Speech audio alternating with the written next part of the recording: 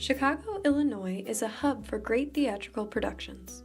Shows of all kinds offer those interested a brief escape from reality.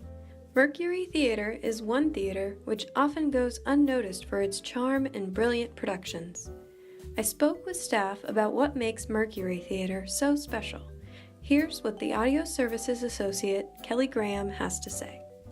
I would say people should visit the Mercury because it's a good example of Chicago theater. It's smaller, but it's still producing good quality budget. You know, it has a higher budget. It's not storefront theater, but you also get off the beaten trail of like Steppenwolf Goodman, Chicago theater downtown. People tend to go to those theaters, but I think they don't realize that those shows aren't usually produced in Chicago. They're touring shows. In addition to representing local productions, the marketing coordinator Allison Weber explains the historic and intimate atmosphere of Mercury Theater.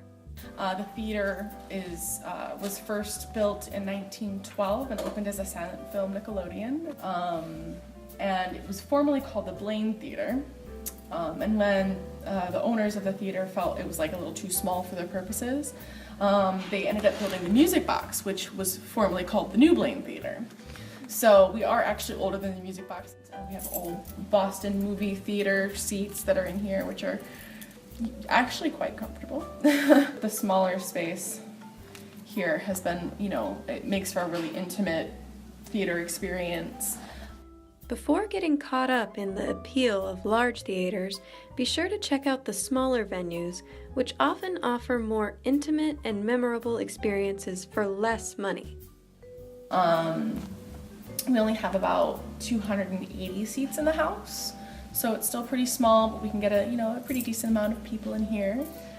Mercury Theater offers guests the opportunity to witness award-winning productions without paying a fortune, in a comfortable setting, and in a family-oriented atmosphere.